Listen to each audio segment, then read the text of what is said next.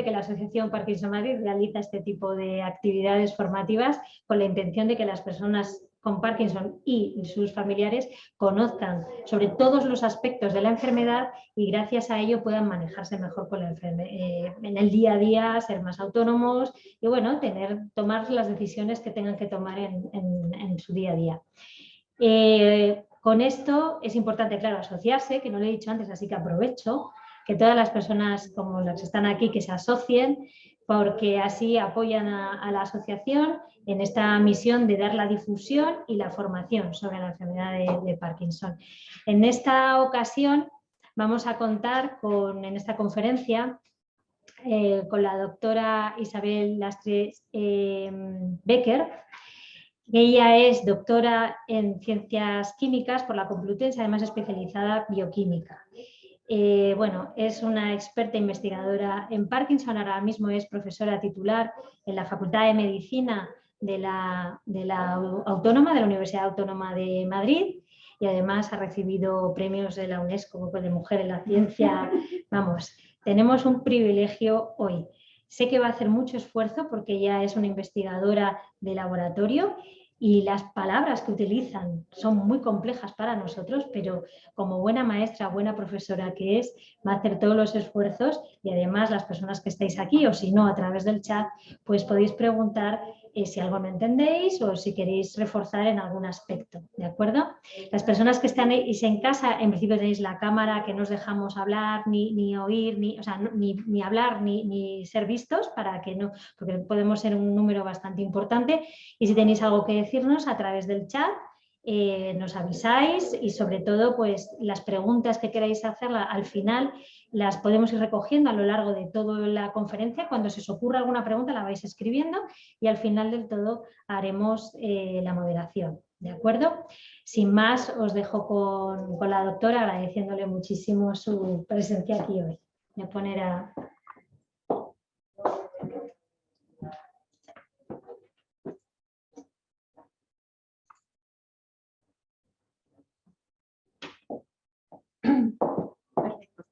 Pues muchas gracias a Laura y a Gemma, sobre todo porque bueno, creo que algunas veces los pacientes y sus familiares no saben que aparte de los médicos y de los enfermeros existimos lo que somos los investigadores básicos. Y entonces, bueno, pues había propuesto el hecho de explicarles un poco qué es lo que hace un investigador básico en el laboratorio, en su día a día, en relación con la enfermedad de Parkinson.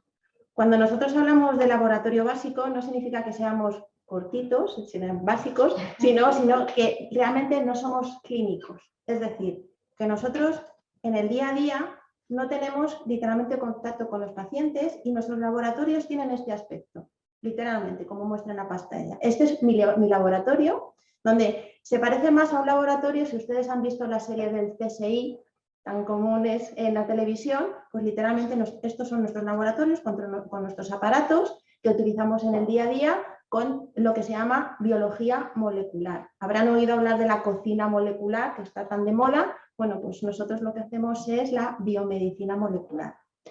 Y con todo esto, literalmente, ¿qué es un investigador básico? ¿Qué hacemos? Pues obviamente nosotros no tenemos contacto con pacientes. Les estaba contando antes a Laura y a Gemma que yo durante mi tesis doctoral, que justamente el lunes hace 20 años que presenté mi tesis, nunca tuve contacto con paciente de Parkinson, no había visto nunca un paciente de Parkinson y eso que llevaba 4 años trabajando en la enfermedad de Parkinson.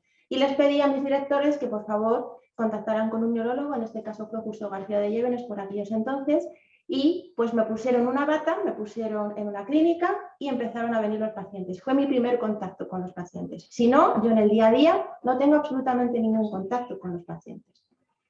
¿Qué es lo que hacemos realmente en el laboratorio? En el laboratorio nosotros lo que hacemos es analizar muestras, ¿vale? Es decir, utilizamos lo que son los cultivos celulares, son cultivos de células, ya bien sean neuronas, las neuronas a lo mejor les suenan a todos ustedes, pero a lo mejor no les suenan tanto las células que son los que se denominan astrocitos o microglía. También son células que tenemos a nivel de nuestro cerebro, pero tienen una función diferente, ¿vale? Están más relacionados con lo que es el proceso de inflamación. Pues ese conjunto, esa triada de neurona, astrocito y microglía, nosotros pues tenemos cultivos de esas células que las tenemos en plaquitas y las tenemos y las cultivamos. Pero además, aparte de estos tipos de células, lo que obtenemos también son fibroblastos de los pacientes. Y dirán, ¿qué es un fibroblasto? Pues es coger un trocito de piel y de esa piel salen estas células que se llaman fibroblastos.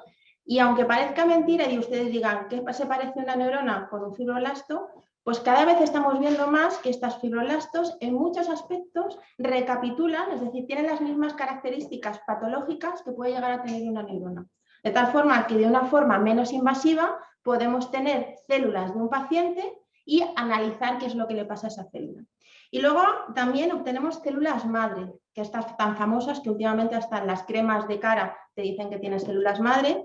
Bueno, pues a partir de los fibroblastos de los pacientes, digamos, podemos hacer modificaciones, hacer que se formen células madre y de esas células madre luego hacer que esas células madre se conviertan en neurona, astrocito y microglía. De tal forma que obtenemos, sin tener que invadir el cerebro del paciente, obtenemos muestras de los pacientes y son súper útiles en nuestros estudios. Pero aparte de estas células, también utilizamos muchos modelos animales, sobre todo los modelos de ratones. Habrán oído hablar de los ratones transgénicos. Pues nosotros utilizamos muchos ratones transgénicos. Es decir, metemos un gen, quitamos un gen, al gen le introducimos un cachito, le quitamos un cachito, hacemos que ese gen se exprese cuando quiero y donde quiero. Es decir, todo eso somos capaces de hacerlo nosotros en los ratones, de tal forma que recapitulamos en mayor o menor medida qué es lo que sucede en un paciente de Parkinson en un ratón. Porque como ustedes sabrán, los ratones y realmente otros animales no desarrollan Parkinson como lo desarrollamos los humanos.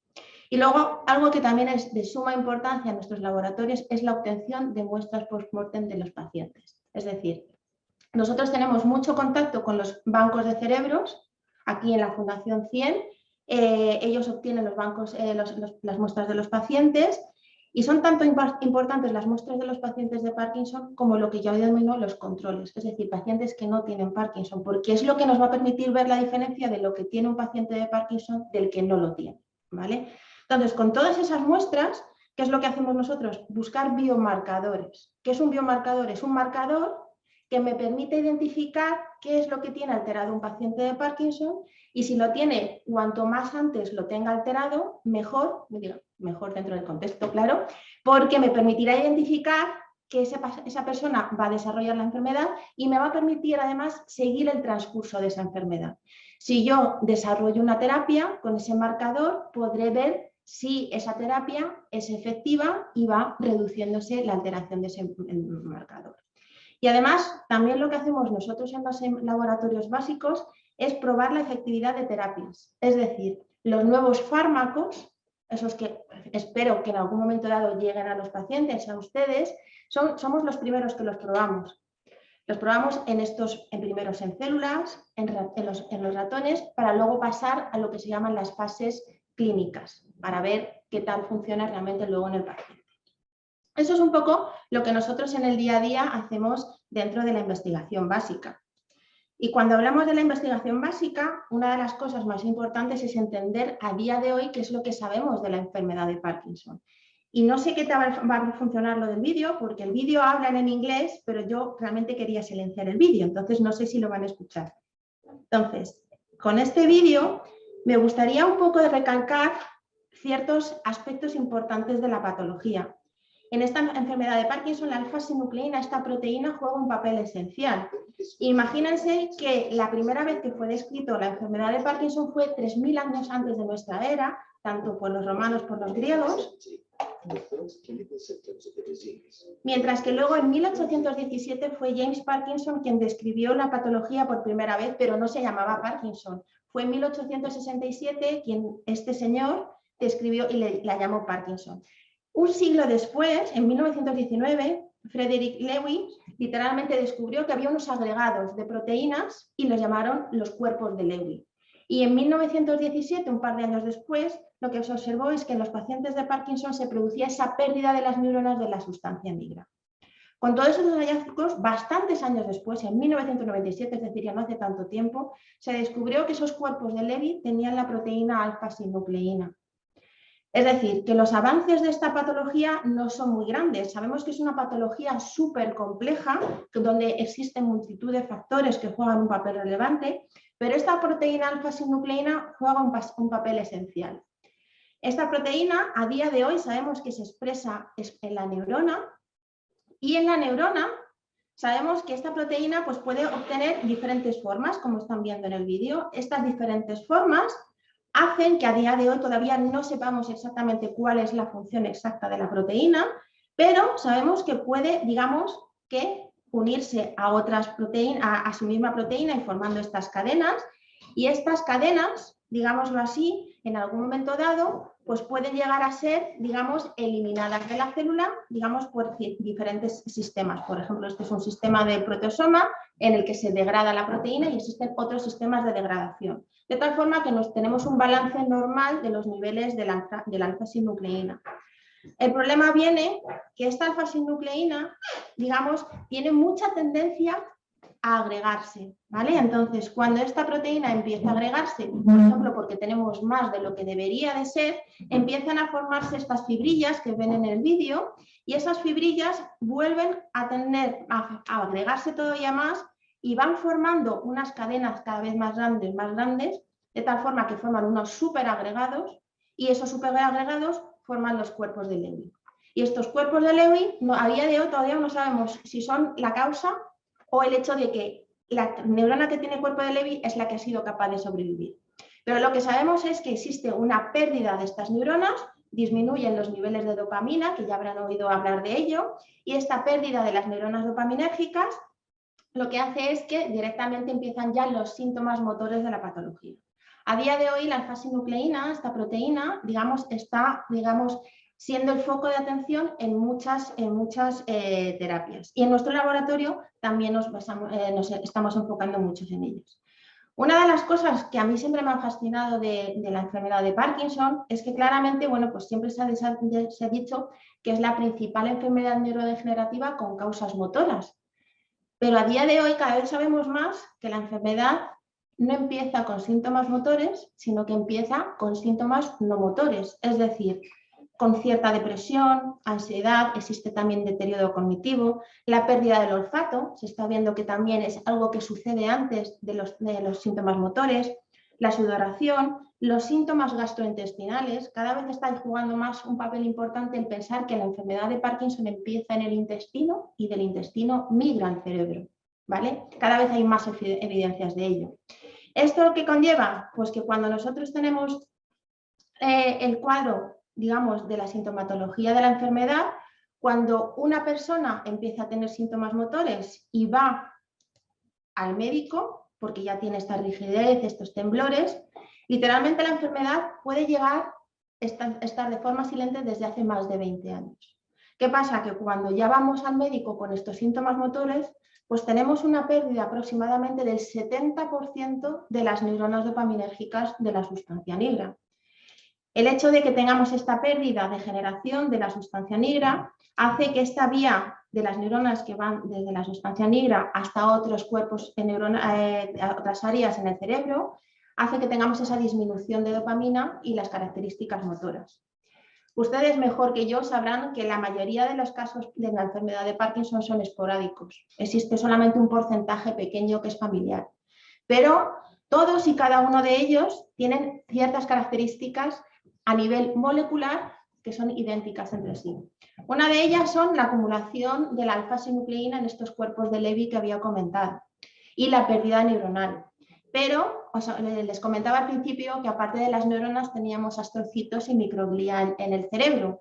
Bueno, pues estos dos tipos celulares están implicados en los procesos de inflamación y la enfermedad de Parkinson se caracteriza por una inflamación crónica de bajo grado. Es decir, que de forma constante estas células están siendo activadas.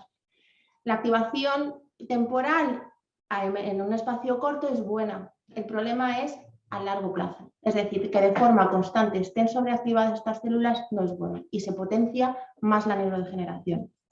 Y luego, digamos que el cuarto eje principal de esta patología a nivel molecular es el estrés oxidativo. Ustedes habrán oído hablar de los antioxidantes, esos que ahora tanto están de moda para las cremas faciales sobre todo.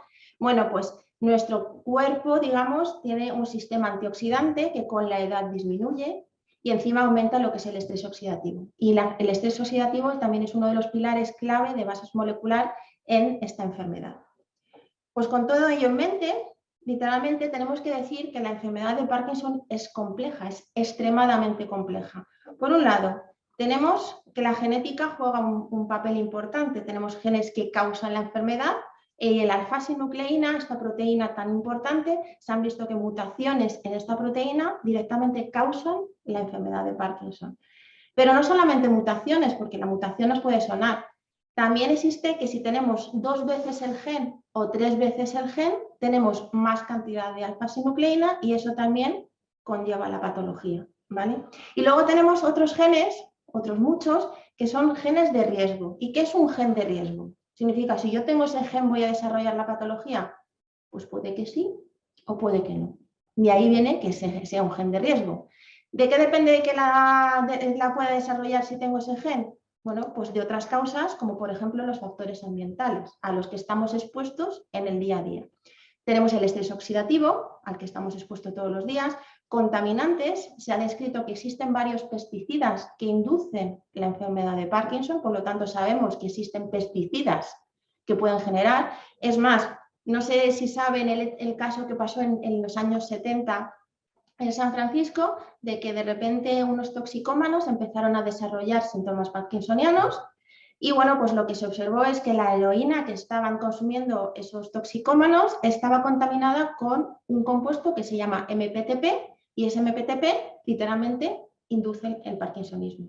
Entonces les dejaron de consumir la droga y entonces se restableció, no al 100%, pero se restableció. Es más, el MPTP durante muchos años se ha seguido utilizando en los laboratorios como el mío como modelo para mimetizar la enfermedad de Parkinson. Y luego existen otras enfermedades, bueno, se está hablando mucho de ciertos virus que podrían también llegar a inducir que años posteriormente se desarrollara la enfermedad. Aparte de la genética y de estos factores ambientales, un factor esencial es el envejecimiento. El envejecimiento como tal es un factor que sabemos que influye en que se tenga más Parkinson, ¿vale? De tal forma que literalmente es una enfermedad súper compleja y que a nosotros en el laboratorio nos resulta muy difícil, digamos, hacer una combinación de absolutamente todos estos factores. Pero con todo esto también en mente, tenemos que saber que existen otros factores de riesgo, aparte de los pesticidas, de la genética, como por ejemplo la diabetes, la dieta que nosotros tenemos, esta inactividad física. Habrán oído mucho que la actividad física es muy importante, pues cada vez se está viendo más que la inactividad lo que hace es potenciar ciertas, no solamente la enfermedad de Parkinson, Alzheimer, la ELA, es decir, otras muchas, ¿vale? Y la obesidad, el sobrepeso es lo que se llama una comorbilidad, un palabra, ¿vale? Que potencia las enfermedades neurodegenerativas. Por lo tanto, es muy importante mantener todos estos factores muy a raya para no desarrollarla. Y como les decía también, el microbioma intestinal cada vez se está viendo más la importancia que tiene en el desarrollo de la patología. Pues, ¿y qué hacemos nosotros? ¿Qué estrategias terapéuticas vamos a estar estudiando nosotros en la enfermedad? Bueno, pues no es fácil, teniendo en cuenta de que a día de hoy todavía desconocemos mucho de lo que realmente sucede en la enfermedad de Parkinson en el humano. Es decir, sabemos que existe la pérdida de las neuronas dopaminérgicas, sabemos que existen los cuerpos de Lewis, sabemos que existe neuroinflamación, estrés oxidativo, pero ¿cuándo empieza? ¿Y quién es el detonante para que empiece a desarrollarse esta enfermedad? Pues eso todavía lo desconocemos. Pero se lleva haciendo un esfuerzo muy grande desde hace muchos años. Entonces, a día de hoy, digamos, esto es un report, salen cada 2-3 años, el último salió en el 2020, así que en breve tendrá que salir uno nuevo, en el que se ven las diferentes terapias en las diferentes fases clínicas que existen a día de hoy. Como verán, el círculo está dividido en 2 partes, la parte de abajo es la terapia sintomatológica, como ven, es la mayor, es lo que más se sabe, porque se sabe que hay una pérdida de dopamina, entonces yo hago, digamos, induzco a que se produzca más dopamina, entonces los síntomas motores, pues puedo llegar a controlarlos. Pero eso no frena, eso no para el cuadro neurodegenerativo de la enfermedad.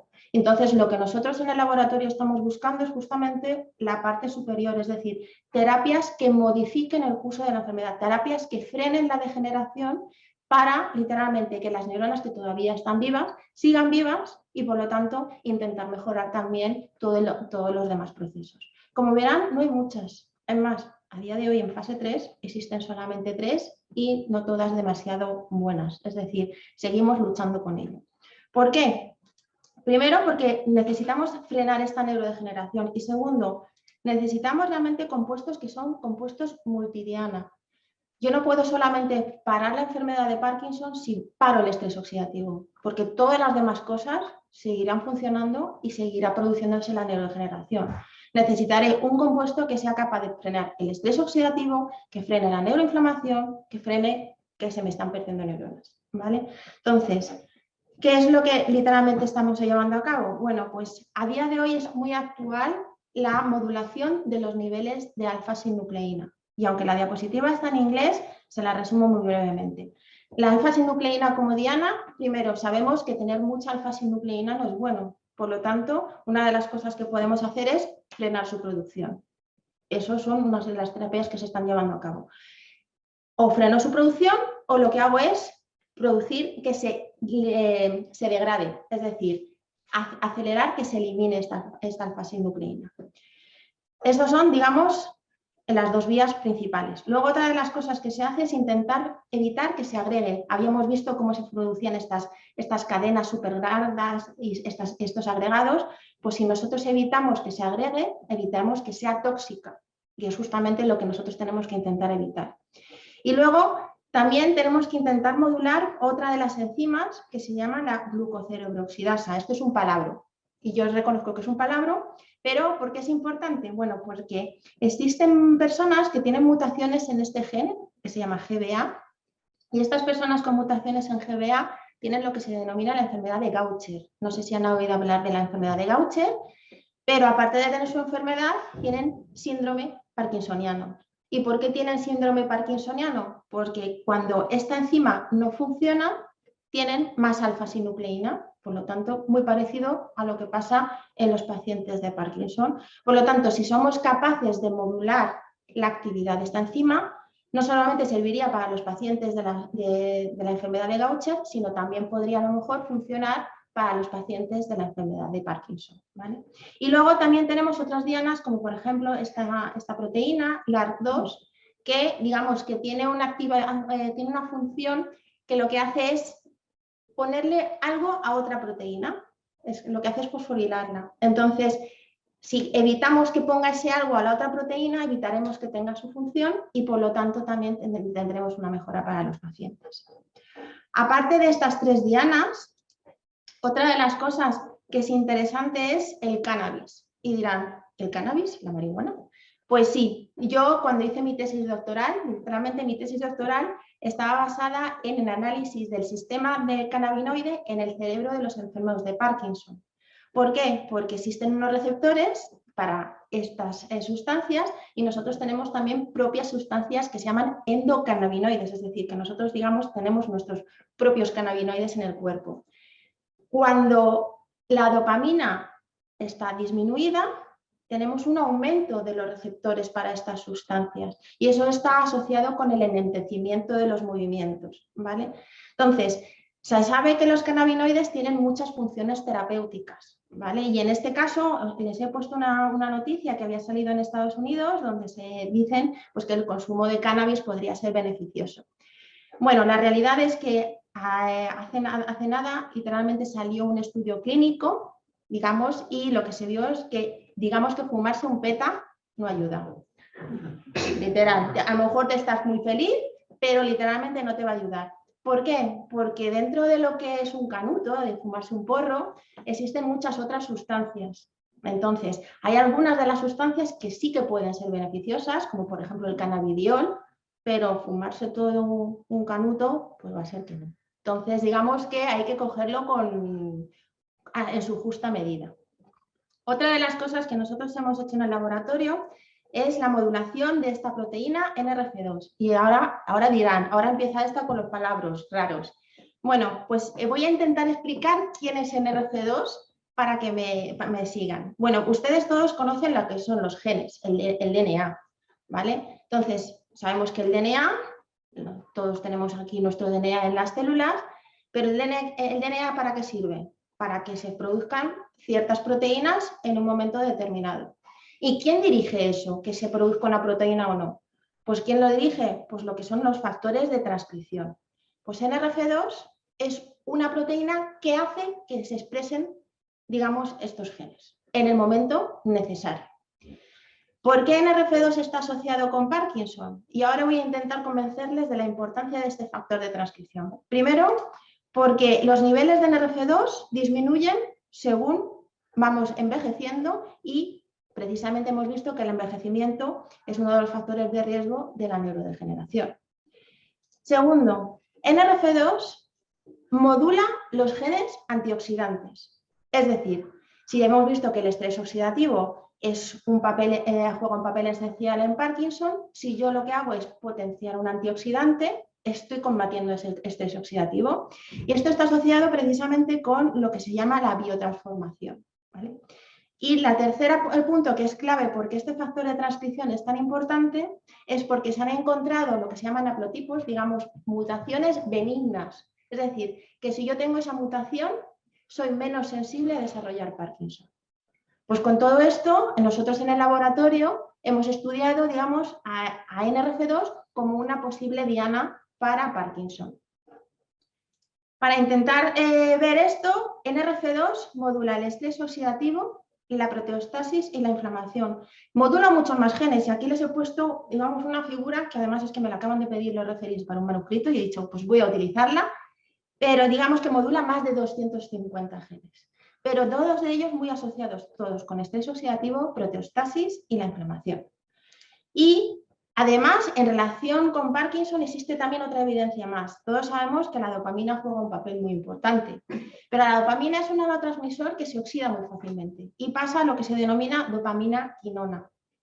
Pues cuando pasa de dopamina a dopamina quinona, ya sé que es un palabra así, digamos, una dopamina que no es funcional, se produce agua oxigenada. El agua oxigenada es una especie reactiva de oxígeno porque reacciona muy fácilmente y modifica todo su entorno. Por lo tanto, no es buena. ¿Qué pasa? Que nuestro cuerpo tiene un mecanismo para combatir este agua oxigenada. Pues este agua oxigenada, para combatirlo y que vuelva a oxígeno, tenemos aquí varias enzimas, todas estas en rojo, todas son enzimas dependientes de NRF2. Además, para que la dopamina quinona pase a dopamina, tenemos más enzimas que son dependientes de NRF2. Es decir, que en todo el mecanismo de la dopamina hay un montón de enzimas dependientes de NRF2. Por lo tanto, es que NRF2 y Parkinson van de la mano.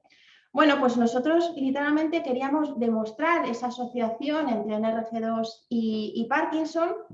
Y bueno, pues como nosotros somos los investigadores básicos, ¿qué es lo que hacemos? Pues utilizamos ratoncitos. Y en este caso, pues teníamos ratoncitos, estos son los ratoncitos salvajes, es decir, sin modificación genética, y teníamos unos ratoncitos que no tenían NRF2. Y hicimos un modelo de Parkinson. En este caso, nuestro modelo de Parkinson es por meterles un virus en el cerebro, justamente en lo que es la parte de la sustancia negra, para que se sobreexprese la alfa-sinucleína, esta proteína que ya hemos visto que demasiado no es bueno. Pues en los ratones demasiado tampoco es bueno. La parte positiva de este modelo que utilizamos nosotros de ratón es que inoculamos uno de los hemisferios, es decir, uno de los lados lo inoculamos y el otro no, de tal forma que tenemos un control, en el propio ratón tenemos su lado control y su lado lesionado. Y lo que observamos en estos ratones es que la deficiencia de NRF2 producía un cuadro muy parecido a lo que sucedía en el humano. Estas son muestras de pacientes de Parkinson. Ven ustedes aquí la acumulación de la alfa-sinucleína y estas cositas que se llaman neuritas distróficas. Bueno, pues si se fijan en el ratón que no tiene NRF2, pues tenemos también acumulación de alfa-sinucleína y las neuritas distróficas. Y además, la deficiencia en este factor de transcripción hace que también tengamos más pérdidas de las neuronas de la sustancia negra en comparación con los ratones que son normales. Todo esto nos lleva a pensar pues, que literalmente NRF2 pues, juega un papel en la enfermedad de Parkinson y se puede inducir. Es decir, si estamos viendo que con la edad disminuye, ¿yo podría llegar a inducir la activación de este factor de transcripción? Pues la verdad es que sí. Es más, existe en el mercado un compuesto que se llama dimetilfumarato o literalmente en la a nivel clínico se llama Tecfidera y actualmente este compuesto se está utilizando para tratar a los pacientes de esclerosis múltiple, es decir, que ya está en el mercado. Y este compuesto, pues nosotros tratamos a nuestros ratoncitos, a este modelo, y lo que observamos, para hacerlo más sencillo, es que como es un modelo en el que tenemos un lado que no está lesionado y el otro lado sí que está lesionado, cuando al ratón le coges del rabo, el ratón lo que hace es, se gira, literalmente. Como tiene esta pérdida de dopamina, pero solamente en un lado, literalmente se gira. Entonces yo puedo ver cómo de lesionado está el ratón sin hacerle absolutamente nada más que cogerle del rabo, que tampoco le hacemos ningún daño. Bueno, pues el número de giros lo podemos llegar a contar y como vemos, pues tras 3 semanas de la sobreexpresión de la alfa-sinucleína, el ratón se gira, pero el ratón que está siendo tratado con dimetil, es decir, con Tecfidera, no se gira, es decir, está siendo normal. Y esto además lo corroboramos, si lo ven aquí con el cerebrito, estos son los ratones que se les ha tratado con algo que no hace absolutamente nada de efecto, vemos el lado no lesionado perfecto y en el lado donde tenemos la sobreexpresión de alfa-sinucleína vemos una pérdida de las neuronas. Bueno, pues el ratón tratado, como verán, no tiene pérdida, literalmente mantiene sus neuronas, ¿vale? Esto además vemos que el efecto es dependiente específico porque los ratones que no tienen este factor de transcripción no tiene efecto el compuesto, por lo tanto el compuesto sí que está incidiendo directamente en su diana.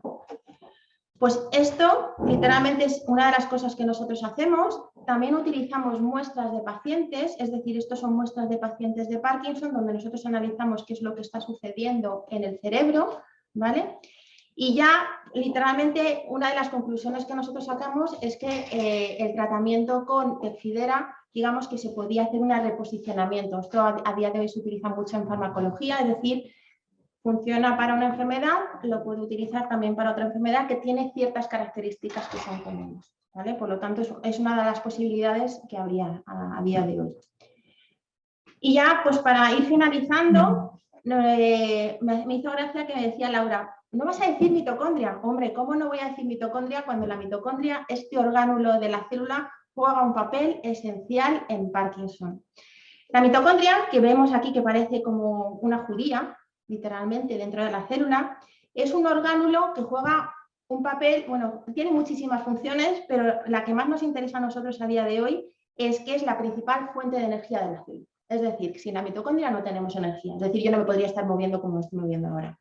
Pero digamos que la parte no tan positiva de la mitocondria es que cuando funciona la mitocondria genera estrés oxidativo. Por lo tanto, digamos, tiene sus pros y sus contras.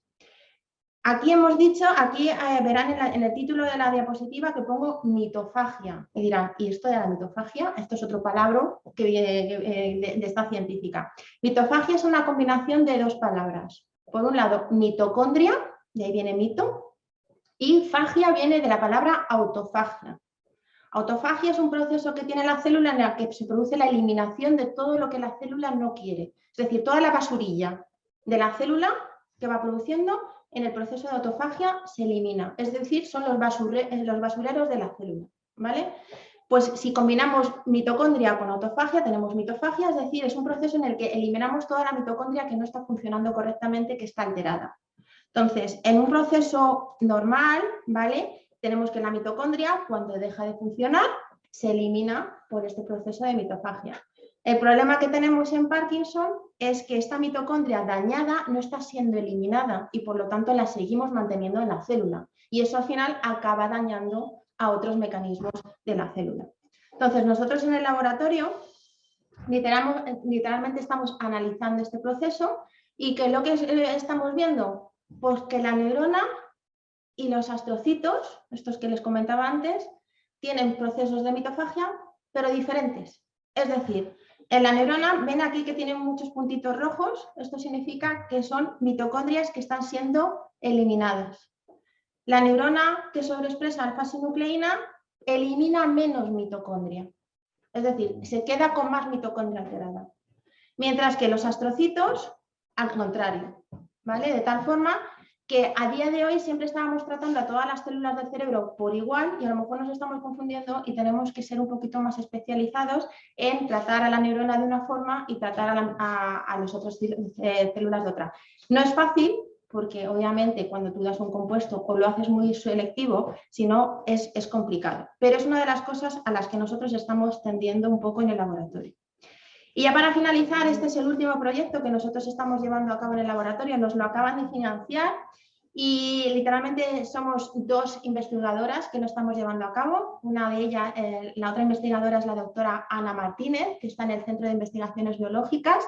Y bueno, me gustaría recalcar que además le acaban de conceder el Premio Nacional de Investigación, precisamente porque ella, tenemos una sinergia entre ambos laboratorios, porque ella hace fármacos y yo los produzco. Es decir, en mis modelos de Parkinson, yo pruebo los fármacos que ella desarrolla para ver si los podemos llegar a implementar en la clínica. Y nuestro proyecto literalmente se llama Luchando contra la enfermedad de Parkinson con inhibidores de SGK1. SGK1 es una proteína, tampoco les voy a contar aquí ahora porque es un poco too much, ¿vale? Pero digamos un poco son las cosas que un investigador básico está llevando a cabo en el laboratorio. Y ya para finalizar, para que no se me aburran ni se me duerman, simplemente decirles, bueno, pues que nosotros como investigadoras básicos tenemos un problema. Nosotros utilizamos modelos de ratones y los modelos de ratones es como cuando Gepetto hacía un Pinocchio, un Pinocho, es un niño de madera, pues es lo mismo que a nosotros nos pasa con nuestros ratoncitos. Nuestros ratoncitos tienen ciertas características de Parkinson, pero de lejos no le pasa lo que nos sucede a ustedes como pacientes de Parkinson. Todavía nos falta mucha investigación para realmente tener un buen modelo para que cuando nosotros, los básicos, digamos, este compuesto funciona, literalmente vayamos al paciente y funcione también. Estamos en ello, es decir, yo llevo 20 años luchando y yo persisto, literalmente. Y bueno, pues simplemente para finalizar me gustaría presentarles también a mi equipo, porque obviamente este trabajo no se hace solo. Obviamente ven que son gente muy jovencita. Pues tenemos una postdoc, que es Miriam Brackham, que viene de Alemania. Luego tenemos a Ignacio, que está haciendo la tesis, y luego pues tenemos a Alicia, que está haciendo lo que se llama su trabajo de fin de grado porque está terminando lo que es el grado de bioquímica. Y aquí destacados, pues obviamente la financiación que vamos recibiendo. Verán que tenemos diferentes fuentes de financiación. Una de ellas se llama Fundela porque en nuestro laboratorio no solamente estudiamos Parkinson, sino que estudiamos diversas enfermedades neurodegenerativas. Una de ellas es la ELA. ¿Por qué? Porque lo que yo estoy viendo es que hay características que son comunes a todas las enfermedades neurodegenerativas, pero luego cada una de ellas también tiene aspectos que son particulares de cada una de ellas. Entonces, tener, digamos, una idea global ayuda en muchísimos conceptos.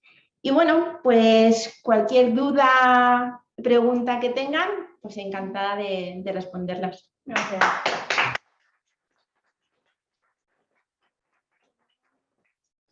Una pregunta. ¿Hay una en la sala también? Ah, vale, pues primero en la sala, sí.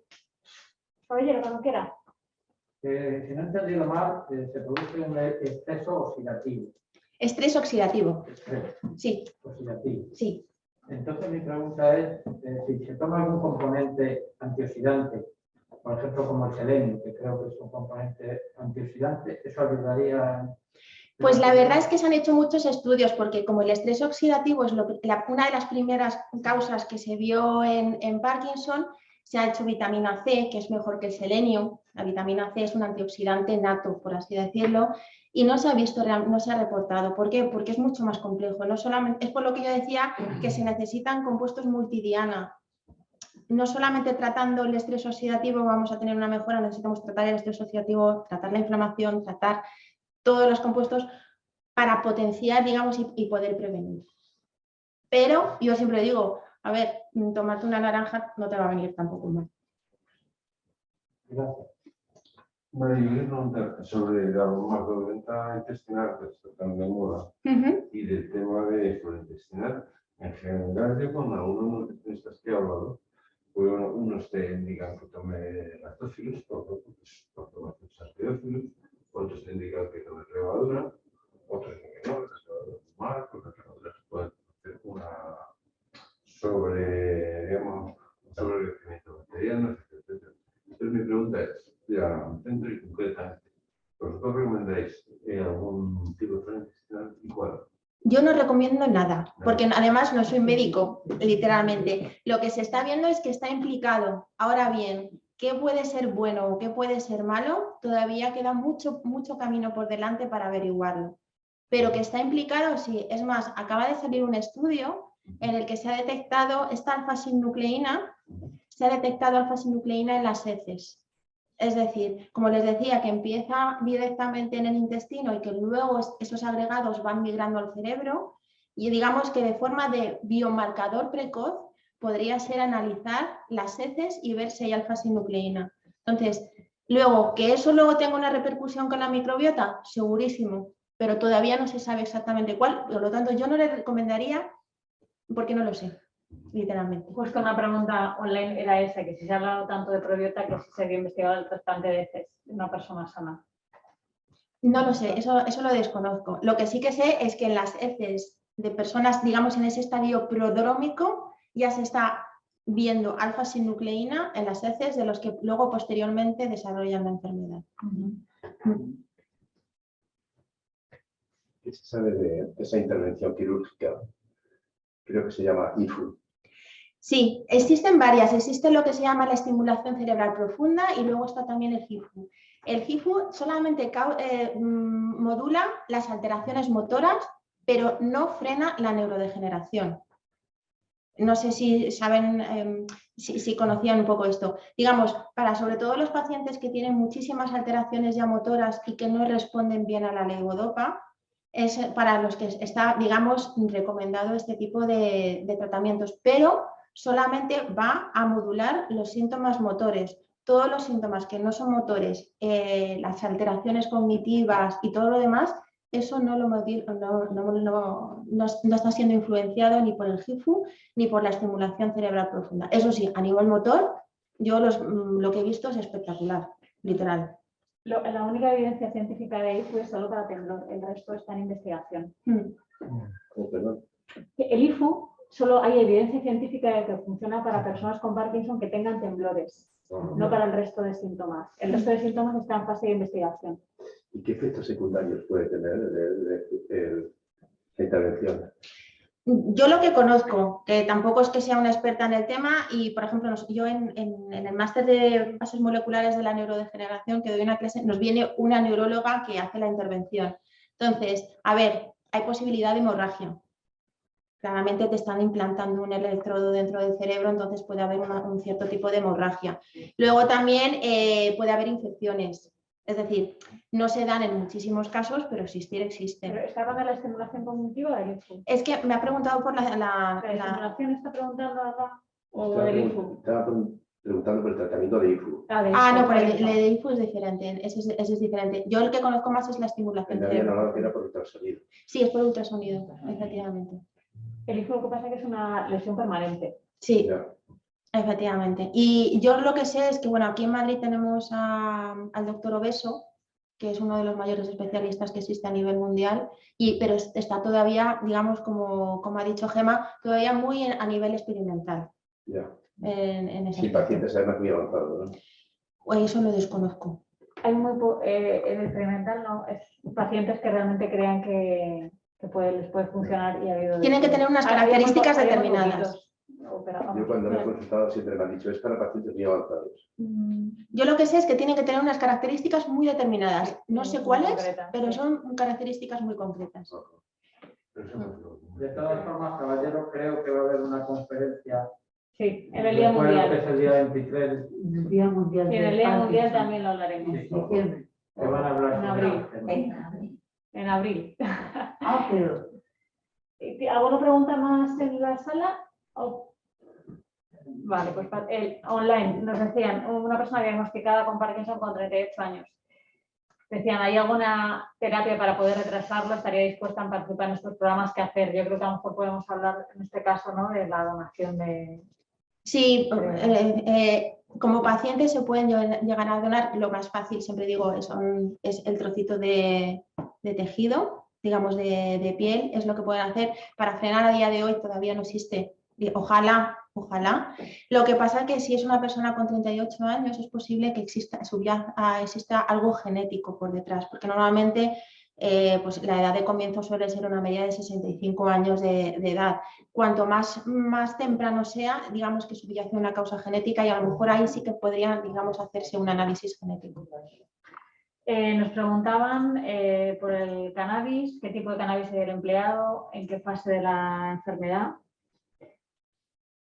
El tipo de cannabis, en este caso, el que yo he presentado directamente era literalmente un porro, literalmente. No, lo que sí que se ha visto es que dentro del porro existe, por ejemplo, ciertas sustancias como el cannabidiol, y el cannabidiol, digamos, tiene más propiedades antioxidantes, también relacionado con la pregunta del caballero. Entonces, ahí en ese aspecto sí que puede llegar a tener cierto beneficio, pero todavía está muy en fase de estudio y los datos que existen a día de hoy todavía no son concluyentes. Y tampoco sé exactamente la fase, porque luego también es difícil, el reclutamiento de los pacientes no es fácil.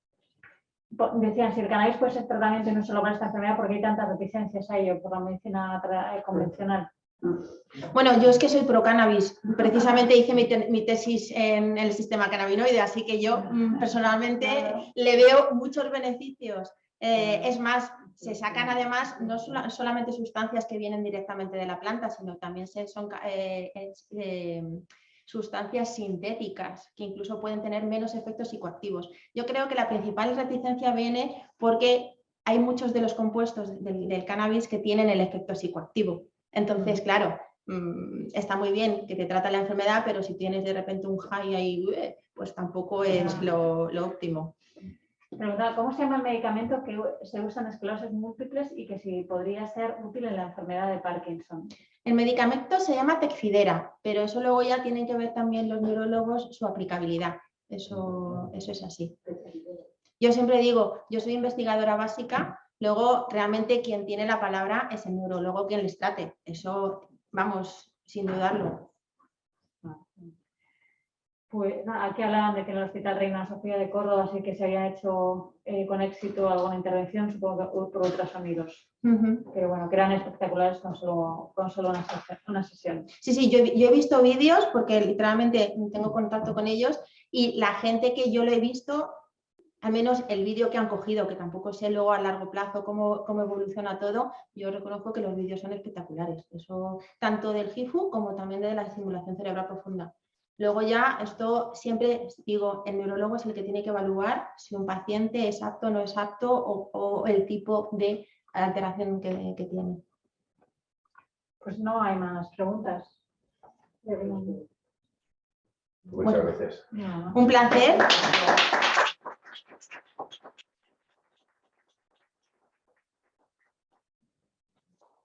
¿Y me salgo?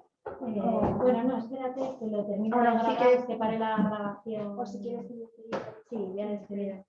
Dar las gracias. Pues nada, muchísimas gracias a todos, las personas que estéis presentes, las personas que estéis en casa y sobre todo muchísimas gracias a la doctora por su generosidad